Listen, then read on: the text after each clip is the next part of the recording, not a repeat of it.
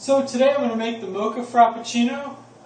It's one of the recipes here in the Fresh Blends Blendtec recipe guide. So for this particular recipe, it calls for frozen ice cubes of coffee, 2 1/4 cup of milk, 1/4 of a cup of this agave nectar, and 1/4 cup of chocolate syrup. Now I don't have agave nectar. I've checked online. Without doing any real hard searching, the best I came up with was honey, which is supposed to be just about the equivalent of the agave nectar. So, anyway, let's begin. First thing I'm going to do is pour in the milk. I'm going to put in approximately 12 ounces.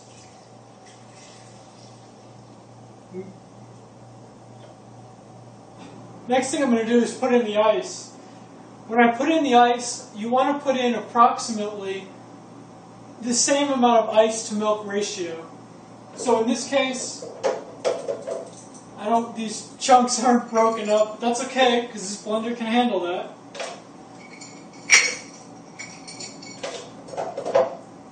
In this case, I don't have frozen coffee.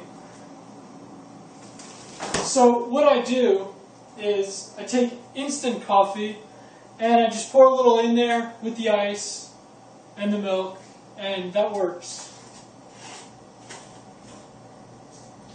I don't have any particular measurement guidelines. The more I make, the more I make here, the more coffee I put into it. The less I make here, the less coffee I put into it. And it depends on how much of a buzz I want afterwards.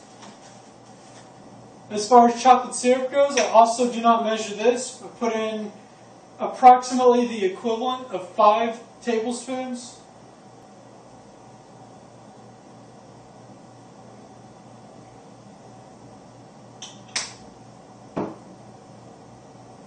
And same thing with honey. I do not measure this. I put in approximately 2 tablespoons.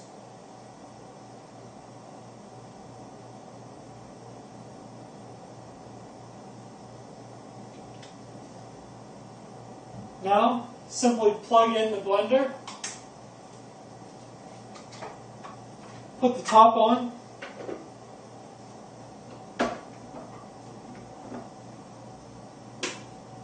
turn on the blender, and in this particular case, I choose to put it on a manual speed of 4, and I just let it run for about 30 seconds.